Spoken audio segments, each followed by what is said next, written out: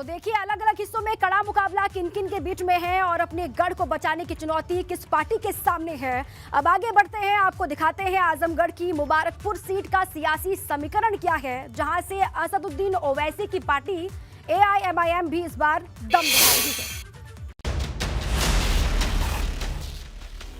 आजमगढ़ जिले की मुबारकपुर विधानसभा सीट पर बसपा का दबदबा रहा है, लेकिन इस बार का मुकाबला बेहद दिलचस्प रहने वाला है, क्योंकि इस बार यहां से बसपा ने अब्दुल सलाम को अपना उम्मीदवार बनाया है, जबकि 2 बार बसपा के लिए जीत का परचम बुलंद करने वाले शाह आलम इस बार AIMIM से ताल ठोक रहे हैं।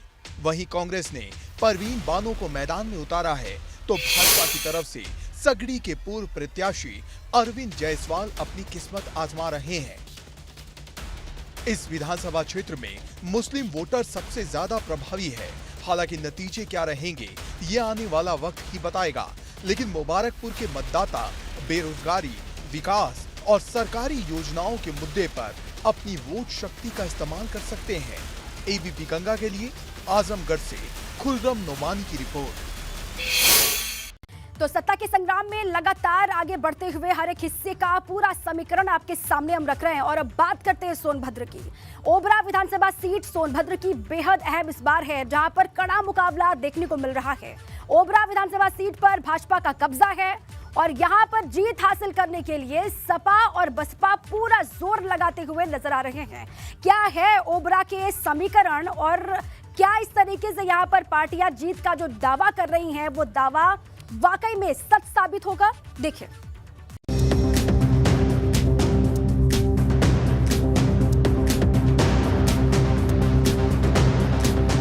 सोनभद्र में अनुसूचित जनजाति के लिए आरक्षित ओबरा विधानसभा सीट के मतदाता इस बार तीसरी बार विधायक चुनने के लिए मतदान करेंगे।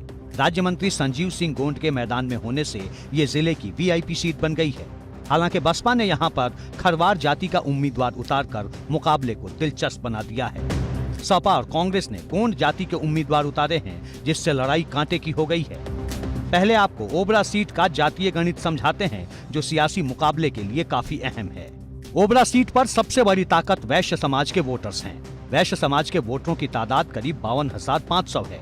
वहीं खरवार समाज के ओबरा में 45,000 वोटर हैं, जबकि गोंड जाति के ओबरा में 40,000 वोटर हैं। अनुसूचित जाति के मतदाताओं की तादाद भी 40,000 के करीब है, जबकि 32,000 यादव वोटर भी काफी अहम है। 25,000 ब्राह्मण वोटर भी हार जीत में अहम भूमिका निभाते हैं। वैश्य वोटर भाजपा का परंपरागत वोटर माने जाते हैं। ऐसे में भाजपा को इस सीट पर अपनी जीत का पूरा भरोसा है। हालांकि बसपा ने खरवार और सपा ने गोंड समाज के उम्मीदवारों को मैदान में उतारकर भाजपा की मुश्किल में इजाफा जरूर किया है। अब आपको बताते हैं कि ओबरा सीट पर सीधा मुकाबला किन उम्मीदवारों के बीच है। भाजपा से मौजूदा विधायक और राज्य मंत्री संजीव सिंह गोंड मैदान में हैं। उनका मुकाबला सपा के अरविंद कुमार गोंड, बसपा के सुभाष खरवार और कांग्रेस के रामराज गोंड के साथ है। सोनभद्र में हुए उम्भा कांड के बाद से इलाके में कांग्रेस की पैठ भी बढ़ी है।